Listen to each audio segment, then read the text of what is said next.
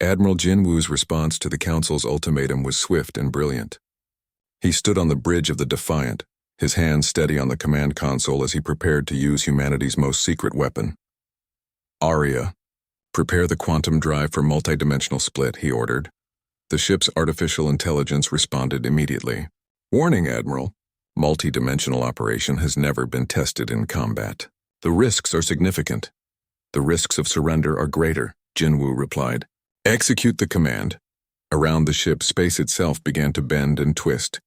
The Defiant's quantum drive created something the Council had never seen before. Multiple versions of the same ship existing in different layers of reality. To outside observers, it looked like dozens of identical vessels had suddenly appeared. While phantom copies of the Defiant moved toward Earth in a fake surrender, the real ship led a massive fleet of human and alien vessels toward the Council's capital world. The hidden facilities had worked perfectly, producing hundreds of advanced warships in just days. Ships crewed by humans who had waited 50 years for this moment, and aliens who had dreamed of freedom for generations. The fleet was magnificent to see. Human vessels with their clean lines and efficient designs flew alongside the organic ships of the Klaxni, the crystalline vessels of the Shendar, and the flowing forms of Mertai warships. Together they represented the hopes of dozens of oppressed species. Fleet status report, Jinwoo requested. Commander Han Mi-young checked her displays. All vessels report ready, Admiral. We have 237 ships of various classes. The alien vessels are using upgraded human weapon systems. Everyone is prepared for the final battle. The Council's capital world appeared on the view screen, a massive planet surrounded by defensive stations and patrol fleets. At its center was the Council's greatest fortress, a moon-sized structure that served as the seat of galactic government. Enemy fleet composition? Jinwoo asked. Over 800 vessels, sir, reported Chief Gunner Hong Min-seo, including the fortress itself, which mounts planet-killer weapons. They outnumber us nearly 4-1, Jinwoo smiled grimly. They still do not understand what they are facing. All ships prepare for attack. Today we end 50 years of oppression. The battle began when the Council fleet opened fire first, launching thousands of energy beams and missiles toward the approaching rebels. But the human shields held, deflecting the attacks with quantum-enhanced defensive fields that made the ships nearly invulnerable. Then, the rebel fleet struck back. Min-seo unleashed the Defiant's ultimate weapon, a quantum singularity cannon that could tear holes in space itself. The beam struck the Council's flagship, a massive dreadnought that had conquered dozens of worlds. The ship simply folded in on itself and vanished, crushed by its own gravity. Across the battlefield, human ships fired weapons that defied physics. Klaxni vessels launched swarms of living missiles that adapted to enemy defenses. Shendar crystal ships created energy webs that trapped enemy vessels and force fields. The Mertai used sonic weapons that shattered alien hulls like glass. The Council forces fought desperately, but they were facing technology and tactics they had never encountered. More importantly, they were fighting enemies who had nothing left to lose. Admiral Mordash, commanding the Council's defense, watched his fleet being destroyed with growing horror. How is this possible? He demanded. Their weapons are beyond anything in our databases. Sir, his tactical officer reported, the human ships are using quantum enhancement on all systems. Their weapons exist in multiple dimensions simultaneously. Our shields cannot defend against attacks that come from parallel realities. Meanwhile, Kim Tae-ho, the Defiant's infiltration specialist, was completing the most important mission of the war. Using a small stealth ship, he had penetrated the Council's fortress and was now in their central computer core. Admiral, I am in position, he reported through a secure communication link. Ready to upload the virus? Do it, Jinwoo ordered. Tae-ho activated the computer virus that human resistance groups had spent decades developing. It was not just a program. It was a declaration of freedom that would spread to every Council-controlled system in the galaxy. The effect was immediate. Across the Council's territory, defensive systems shut down. Prison camps opened their doors automatically. Communication networks began broadcasting messages of liberation to oppressed worlds.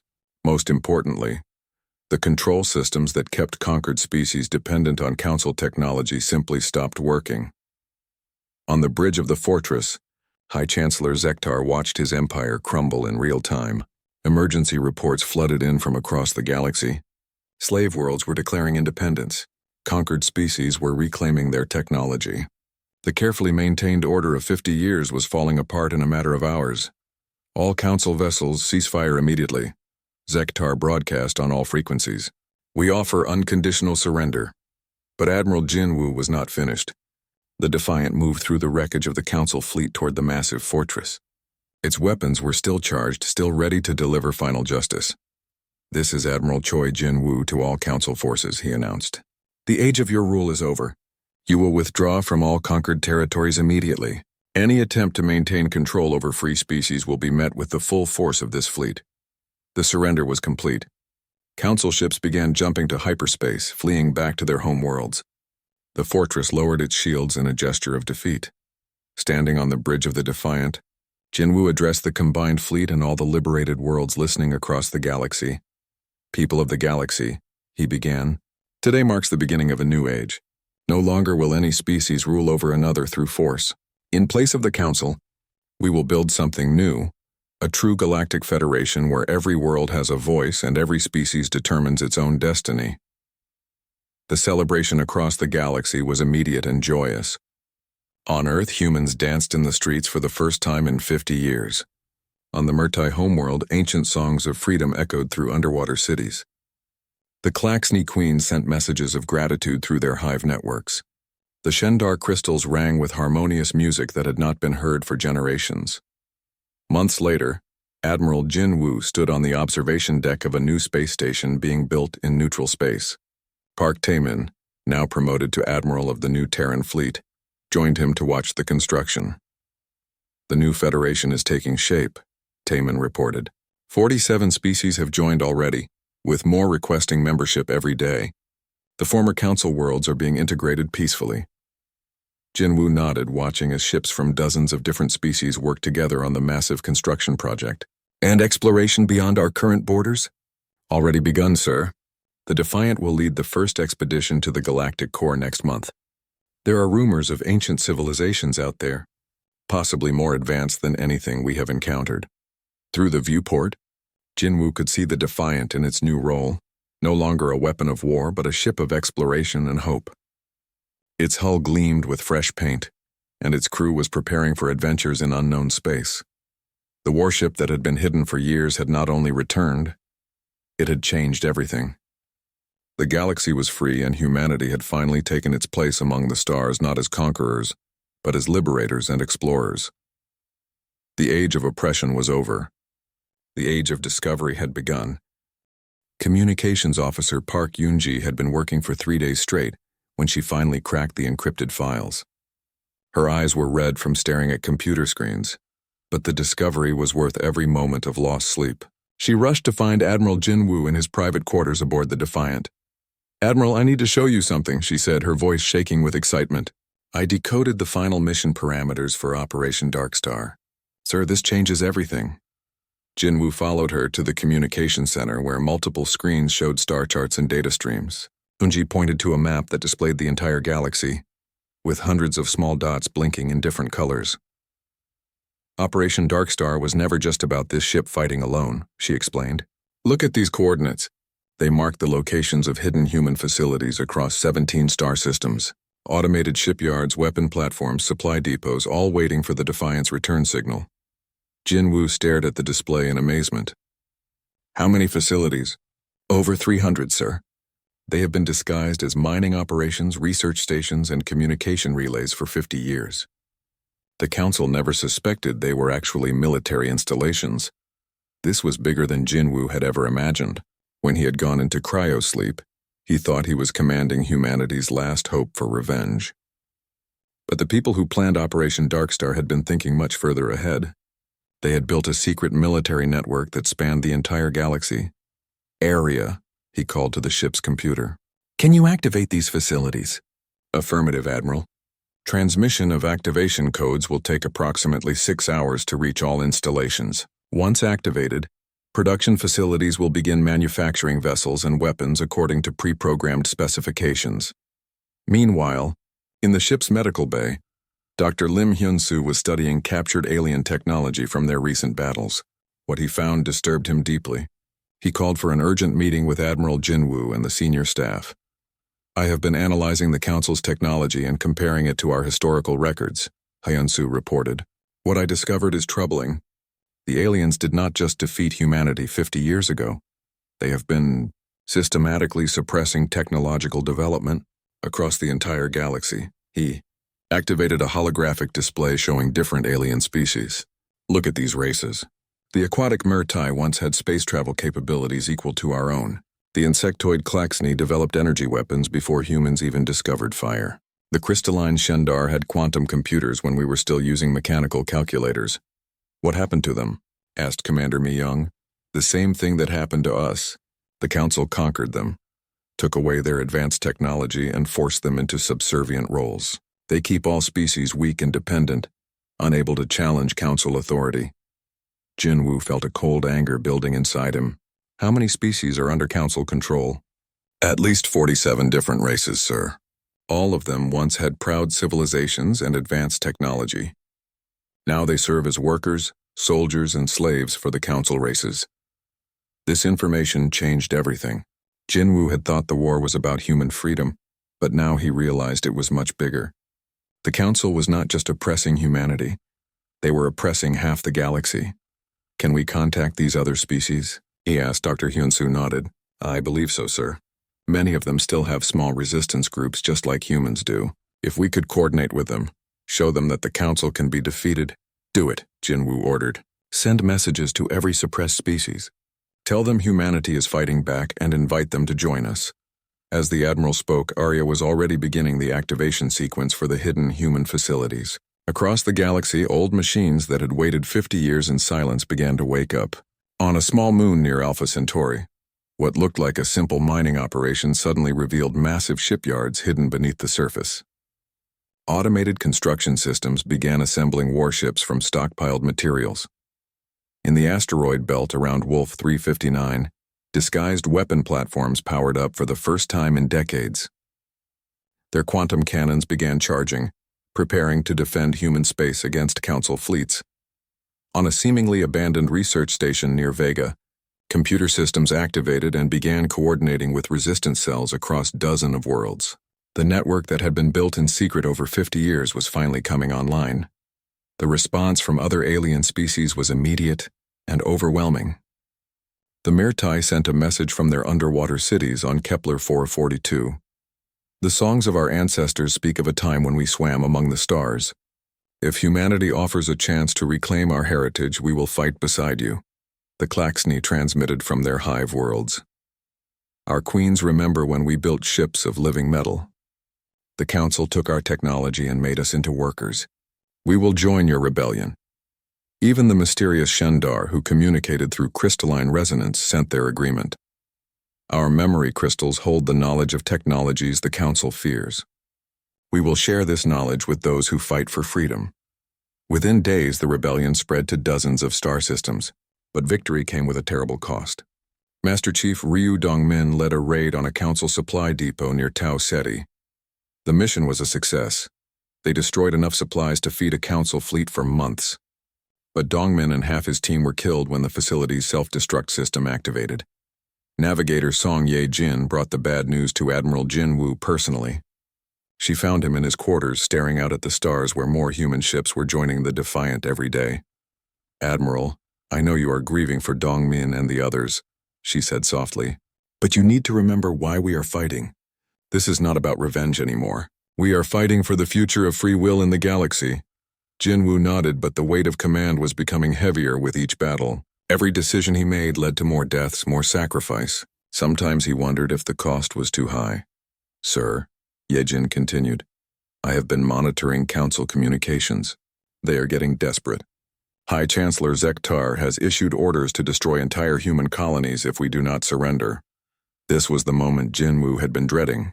The Council was threatening to commit genocide to stop the rebellion. In a few hours, he received the official ultimatum through diplomatic channels. "Admiral Jin-woo," came the harsh voice of Chancellor Zektar, "you have 72 hours to surrender yourself and your ship. If you refuse, we will begin destroying human worlds. starting with Earth itself. The choice is yours, your life for the lives of billions. Jinwoo stood on the bridge of the Defiant, surrounded by his loyal crew, looking out at a galaxy that was finally fighting back against oppression. Around them, ships from dozens of species had joined the rebellion. The hidden human facilities were producing new weapons every day. For the first time in 50 years, there was real hope for freedom, but now he had to choose between his homeworld and that hope for the future. The final battle was about to begin. The first target was a Council patrol fleet harassing human cargo ships near the Tau Ceti system. Admiral Jinwoo stood on the bridge of the Defiant, watching the tactical display show 6 alien vessels surrounding 3 helpless human transports. The alien ships were taking their time, enjoying the hunt like cats playing with mice. "Target analysis complete," reported Commander Han Mi-young from her position at the weapons console. 6 Council light cruisers, standard configuration. Their shields are at minimum power. They do not expect any threat. Jinwoo nodded. The aliens had grown lazy after 50 years of ruling without challenge. They had forgotten that humans could be dangerous. "He-jin, are your Marines ready?" he asked. Master Sergeant Kang Hai-jin smiled from her combat station. "All boarding parties are armed and ready, Admiral. If any of those ships survive the first strike, we will take them." "They will not survive," Jinwoo said quietly. "Arya, bring us within firing range. Maximum stealth." The Defiant moved through space like a ghost. Its advanced hull coating bent light and energy around the ship, making it nearly invisible to alien sensors. 50 years of technological advancement had made humanity's greatest warship into something the Council could not imagine. On the view screen, Jinwoo could see the human cargo ships. The largest one was called the New Hope, commanded by Captain Shin Bo-ra. Through intercepted communications, he could hear the fear in the human captain's voice as alien officers demanded they surrender their cargo. "Please," Bo-ra was saying over the radio, "we are just carrying medical supplies to the colony on Kepler 438. We have done nothing wrong." The alien commander's harsh voice responded with cruelty. "All human vessels must be searched for illegal technology. Prepare to be boarded. Any resistance will result in your destruction." Jinwoo had heard enough. These aliens thought they owned human space, that they could bully human ships whenever they wanted. It was time to remind them that humanity had not forgotten how to fight. "All weapons target the enemy ships," he ordered. "Fire on my command." Chief Gunner Hong Min-seo brought the Defiant's weapons online. The quantum-enhanced plasma cannons charged with power that made the air itself hum with energy. These were weapons beyond anything the Council had ever seen, designed using principles of physics the aliens had not yet discovered. "Firing solutions locked," Min-seo reported. "All targets acquired. Fire." The space around the Defiant lit up like a small sun. Beams of pure energy lanced out toward the alien ships, moving so fast they seemed to arrive instantly. The quantum-enhanced weapons did not just pierce through the enemy shields, they tore holes in space itself, warping reality around the impact points. The first alien ship simply vanished. One moment it was there, the next it was gone, erased from existence by forces beyond its understanding. The second ship tried to turn and run, but the plasma beam caught it in the engine section. The entire rear half of the vessel melted like ice in a fire. The remaining 4 ships scattered in panic, their commanders screaming orders over the radio. But the Defiant's weapons were too fast and too powerful. Within 4 minutes, all 6 alien vessels were either destroyed or crippled beyond repair. On the bridge of the New Hope, Captain Bo-ra stared in shock at the space where the alien fleet had been. Floating debris was all that remained of ships that had seemed so threatening just moments before. "This is Captain Shin Bo-ra of the New Hope," she broadcast on all frequencies. "Unknown vessel, please identify yourself." "Are you human?" Jinwoo stepped forward to the communications panel. After 50 years of silence, it was time for the galaxy to hear his voice again. "Captain Bo-ra, this is Admiral Choi Jinwoo of the United Earthship Defiant. You and your convoy are safe. The alien threat has been eliminated." The silence on the radio lasted for nearly 30 seconds. Then Bo-ra's voice came back, filled with wonder and disbelief. "The ghost of Terra? But that is impossible. You died 50 years ago in the final battle."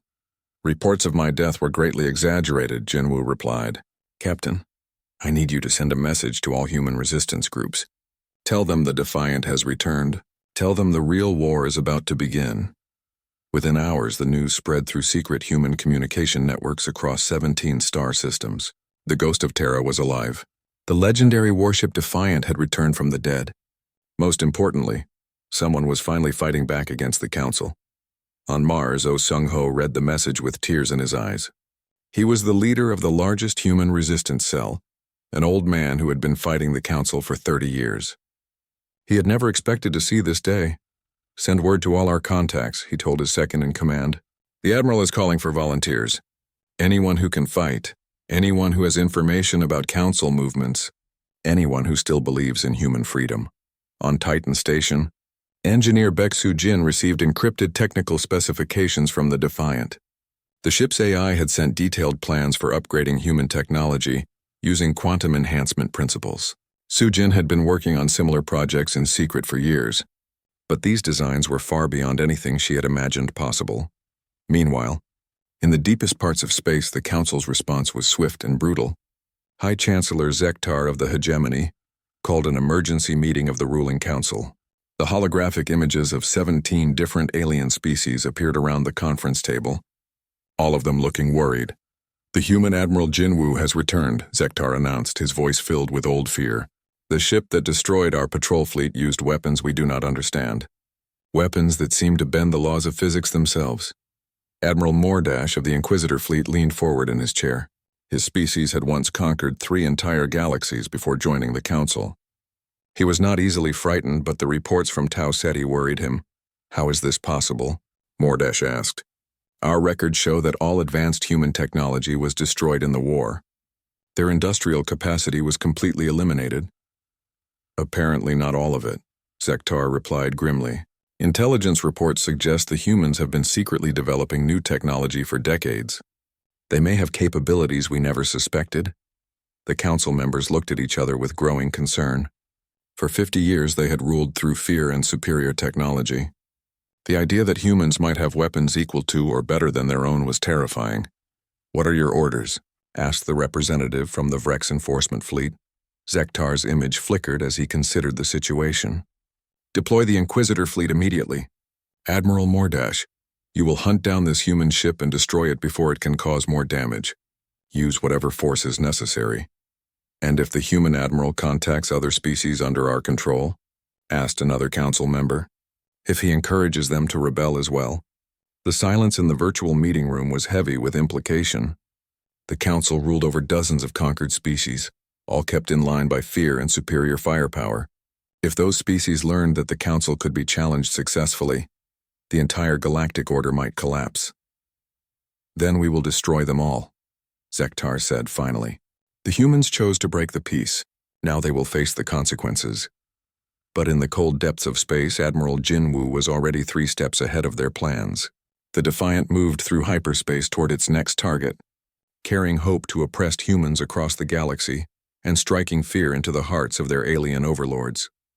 The hunt had begun, and the ghost of Terra was ready. Admiral Choi Jinwoo opened his eyes to a world he did not recognize. The cryopod's lid hissed open, releasing cold vapor into the air.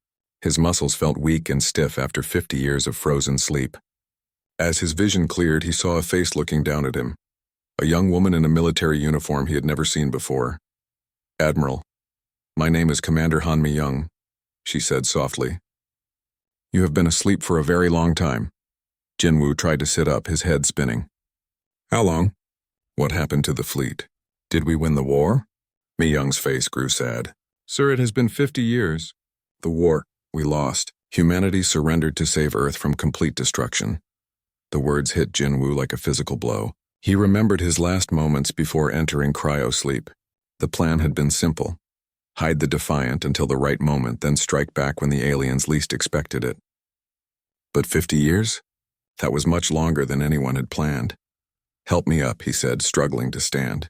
His legs felt like rubber, but slowly strength returned to his body. "I need to see what has happened to our people." Mi-young led him through the ship's corridors to a briefing room. Along the way, Jinwoo saw other crew members waking up from their long sleep. Their faces showed the same confusion and shock he felt. These were his people, 3,000 of the best soldiers, engineers, and officers humanity had ever produced. They had volunteered for what everyone thought would be a suicide mission. In the briefing room, Mi Young activated a large screen. Images of human colonies appeared, showing people working in mines and factories under alien supervision. This is what humanity has become, Mi Young explained. We are allowed to exist, but only as workers for the Galactic Council. We cannot build military ships. We cannot expand beyond the systems they have given us. Any human who speaks against the Council disappears. Jinwoo watched the images with growing anger. He saw human children being taught by alien teachers that their own species was inferior. He saw proud human engineers forced to dig in asteroid mines, while aliens lived in luxury on the worlds humans had once called home. What about Earth? He asked. Still there, but under strict council control. Most humans live on colony worlds now, working in jobs the aliens do not want to do themselves. The door to the briefing room opened, and more crew members entered. Jinwoo recognized Master Sergeant Kang Hee-jin, his best Marine commander. Behind her came Chief Engineer Nam Ki-woo, the man who had designed many of the Defiant's most advanced systems. Admiral, Hee-jin said, saluting sharply. The crew is awakening according to schedule. All systems show green. We are ready for whatever orders you give us. Jinwoo looked around the room at these loyal faces. These people had trusted him 50 years ago when he promised them they would wake up to fight for humanity's freedom. Now they were awake, but humanity was already defeated. Tell me about our current situation, he ordered. Mi Young brought up a star chart. We escaped from the asteroid field where the mining station found us. The station commander, Park Taemin, helped us get away from Council enforcer ships. We are currently hiding in the outer rim of the system, but they are still searching for us. What do the aliens know about this ship? Everything, sir. The Council has detailed records of all human military technology from the war. They know the Defiant was your flagship. They know it was considered destroyed. Finding it intact with you and the crew alive has made them very nervous. Dr. Yoon Jae-sung entered the room, carrying a medical scanner. He was the ship's chief medical officer, a thin man with careful eyes. Admiral, I have finished checking the crew's health, he reported. Everyone is in good condition considering the long sleep. But sir, I need to tell you something important. The cryo-sleep process worked better than we hoped. We have not aged during these 50 years.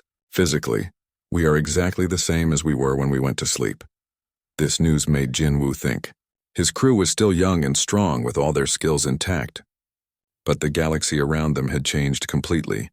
The humans who had fought in the war were now old or dead. A whole new generation had grown up under alien rule. What about human resistance? Jinwoo asked. Surely some people are still fighting. Mi Young nodded. There are small groups scattered across the colonies. They help each other, and sometimes sabotage Council operations. But they have no real weapons, no ships, no way to coordinate. The Council hunts them down whenever they find them. Nam Ki-woo stepped forward. Admiral, there is something else you should know.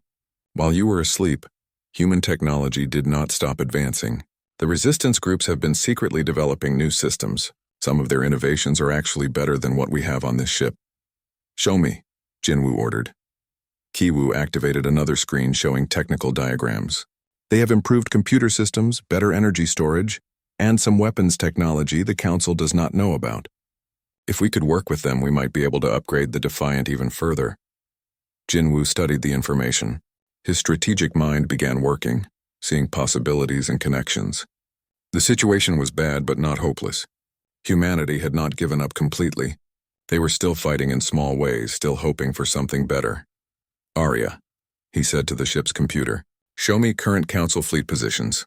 The artificial intelligence responded immediately. Displaying known enemy positions, Admiral. Warning, Council forces have tripled in size since your last update. They now control ships from 17 different species. The display showed hundreds of alien ships scattered across human space. It was a vast occupation force, designed to keep humanity crushed under Council control. However, Arya continued, analysis shows that most of these ships use outdated technology. Our weapons and defensive systems remain significantly superior. Hee-jin smiled grimly. Admiral, we may be outnumbered, but we have advantages they do not expect. This ship has technology 50 years ahead of anything they have seen. Plus, they think human military spirit was broken in the war. They are about to learn how wrong they are.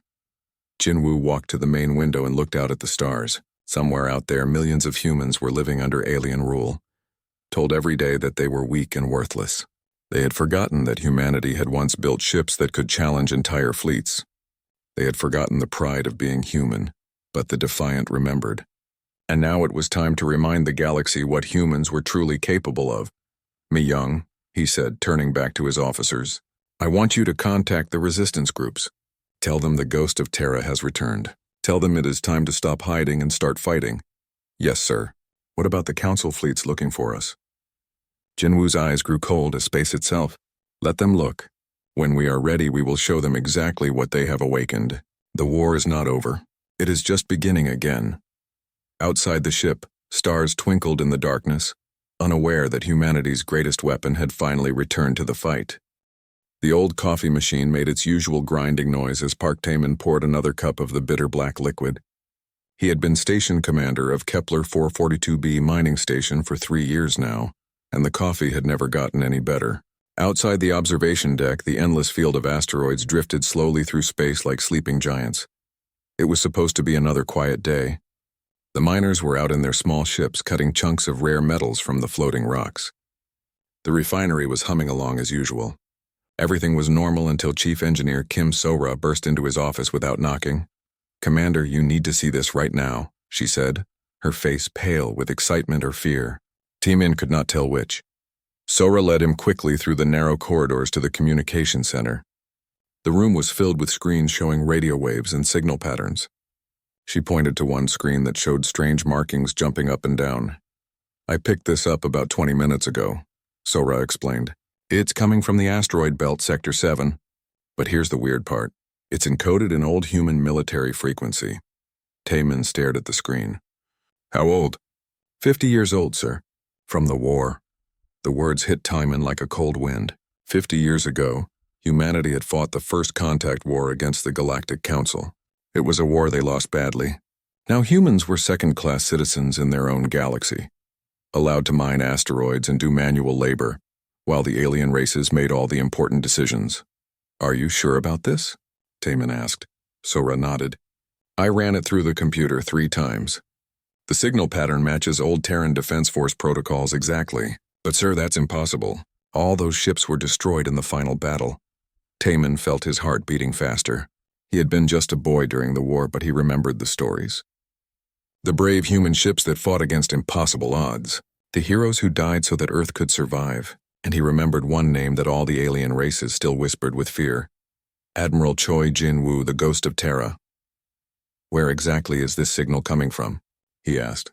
Sora brought up a star chart on another screen. A red dot blinked slowly in the middle of the asteroid field.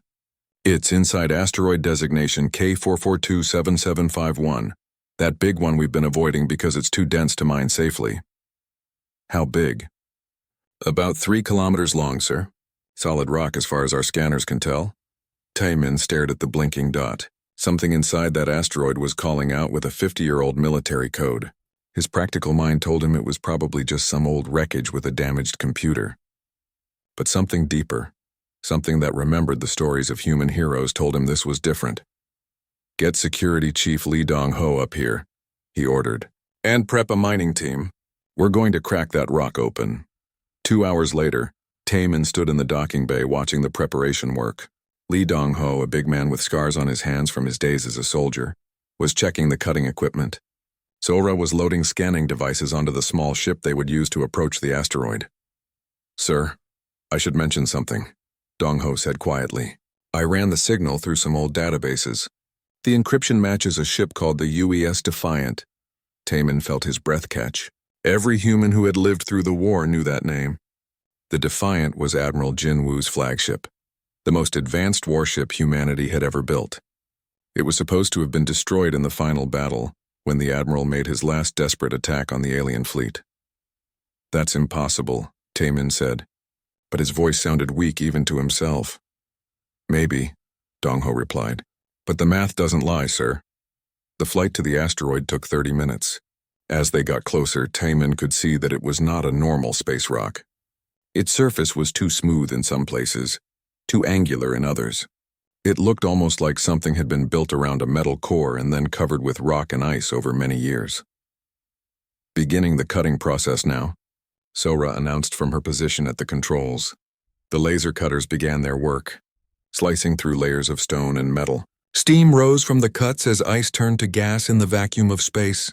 Slowly, a shape began to emerge from inside the asteroid. It was long and sleek with the distinctive lines of human ship design. "My God," whispered Dong Ho. "It really is a ship." As more of the vessel was revealed, Taemin could see the letters painted on the hull, faded but still readable, UES Defiant. His hands shook as he realized what they had found. The ship was perfect. Not a single piece of damage could be seen on its hull. It looked like it had been built yesterday and then carefully hidden inside the asteroid. The metal gleamed like new despite floating in space for 50 years. "Sir, I'm reading power signatures from inside," Sora reported. "Something is still running in there." They docked with the ship through an airlock that opened automatically as they approached. The inside was just as perfect as the outside. The corridors were clean and bright. The air was fresh and breathable. Everything looked like the crew had just stepped out for a moment. Dong Ho led the way through the ship with his weapon ready, but they found no one awake. Instead, they discovered rows and rows of cryopods, each one containing a sleeping human. The life support readings showed that all 3,000 pods were functioning perfectly. In the command center, they found something that made Taemin's heart stop. Behind the captain's chair was a cryopod larger than the others. The nameplate read, "Admiral Choi Jin-woo, Fleet Commander." "The Ghost of Terra," Dong Ho whispered. "He's really here." Suddenly, the ship's computer system came to life. Lights flashed and screens activated all around them.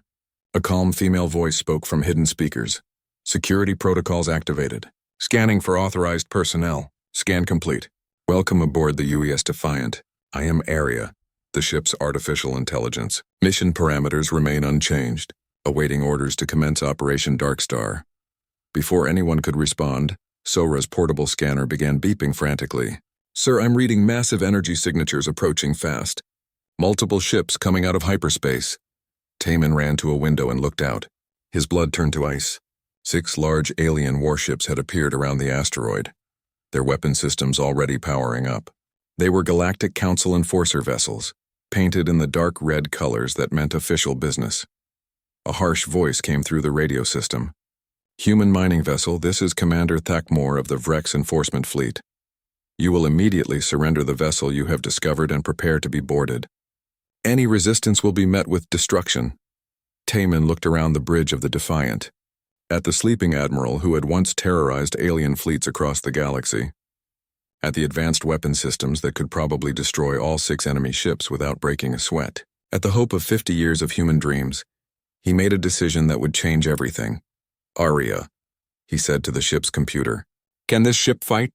"All weapon systems are fully operational, sir." "Shall I begin warm-up procedures?" Outside, the alien ships moved closer, their weapons charging with deadly energy. Taemin took a deep breath and spoke words that would echo across the galaxy. "Do it, and get us out of here."